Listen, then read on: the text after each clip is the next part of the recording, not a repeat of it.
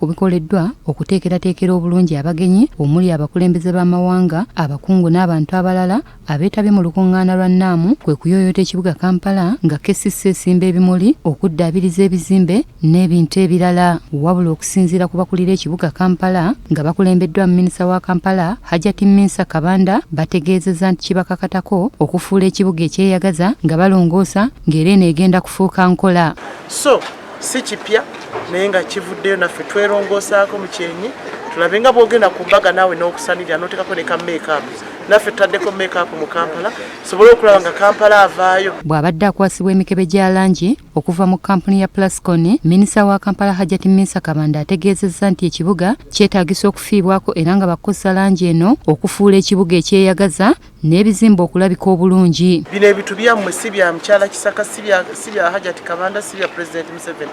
Bwe tulongoosa ekibuga nammwe mufunamu kubanga n'abagenyi bajja kulaba nti Kampala era eri smart city. Minisita omubeezi owa Kampala Christopher Kabuye Kyofa Togabye agamba nti tebasobola kukola bokka nga tebayambiddwako bannamikago kubanga gavumenti ensimbi z'erina tezisobola kukola ku buli kimu. Bulijjo mbagamba ekibuga tekikulaakulanyizibwa muntu omu kubanga buli ogamba omuntu omu okulaakulanya ekibuga nti gavumenti temujja kumpa musolo gummala ate bwe tunayongesa omusolo ng'ate mugamba badde otuleeze nnyo kakati mwenna muveeyo bamusiga nsimbi mujje tukwatira nnyo omulimu guno. Nebaza nnyo Kansai Plascon olw'ekirabo kino ekya peyinti lita 6 lulamba nga road marking paint agenda otuyamba okulongoosa ekibuga kyaffe kugenda mu maaso.